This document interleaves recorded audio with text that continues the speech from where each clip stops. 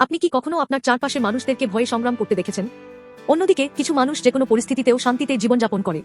এর পার্থক্য কি? এটি সবকিছুই নির্ভর করে যে ঈশ্বরের আত্মা তাদের জীবনের কেন্দ্রবিন্দুতে আছেন কিনা। যারা ঈশ্বরের আত্মা ধারণ করেন তারা তাদের হৃদয় ও মন তাঁর উপর স্থির রাখেন। এজন্য তাদের জীবন পূর্ণ হয় জীবন ও শান্তিতে। রোমিও 8:6। এটি ঈশ্বরের একটি অসাধারণ উপহার। কিন্তু অনেক মানুষ বুঝতে পারে না যে তাঁর আত্মা আমাদের মধ্যে আছেন। যখন ঈশ্বর আমাদের মধ্যে বাস করেন তখন তিনি আমাদের জীবনে শান্তি এবং স্থিরতা নিয়ে আসেন। ইসরায়েলের প্রথম রাজা শাউল ঈশ্বরের কথা না মেনে গর্বিত হয়ে ওঠেন। এর ফলস্বরূপ ঈশ্বর তাকে প্রত্যাখ্যান করেন এবং তাঁর আত্মা শাউল থেকে সরে যায়। ঈশ্বরের আত্মা যখন চলে যায় তখন একটি অপবিত্র আত্মা তার মধ্যে প্রবেশ করে, তাকে যন্ত্রণা দেয়, তাকে ভয় পূর্ণ করে এবং পুনরায় আক্রমণ করে। যখন ঈশ্বরের আত্মা চলে যায় তখন সবকিছু পরিবর্তিত হয়ে যায়। শাউল ঈশ্বরের প্রদত্ত উপহারগুলো হারিয়ে ফেলেন এবং অপবিত্র আত্মা নিয়ন্ত্রণ গ্রহণ করে। শান্তির পরিবর্তে তার হৃদয়ে ভয় স্থান নেয়। এই অপবিত্র আত্মা ভয়ের মাধ্যমে তাকে আক্রমণ করে।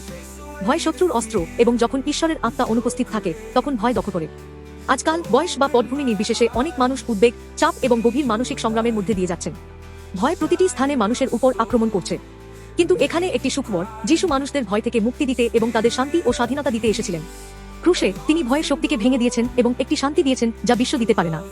যে কোনো পরিস্থিতিতেই আমরা থাকি না কেন, যদি আমরা আমাদের হৃদয় খুলে যিশুকে আমন্ত্রণ জানাই তবে ঈশ্বরের আত্মা আমাদের জীবনে প্রবেশ করবে। তিনি ভয়কে বিতাড়িত করবেন এবং আমাদের শান্তিতে পূর্ণ করবেন। যিশু খ্রিস্টে ঈশ্বরের আত্মা ভয়কে শান্তিতে, উদ্বেগকে আত্মবিশ্বাসে এবং হতাশাকে আশায় পরিণত করেন। সুতরাং আজ যিশুর সাথে হাঁটতে হাঁটতে তার আত্মা আমাদের পূর্ণ করে এবং আমরা সত্যিকারের শান্তি, স্বাধীনতা এবং সমৃদ্ধ আশীর্বাদে পূর্ণ একটি জীবন যাপন করতে পারি।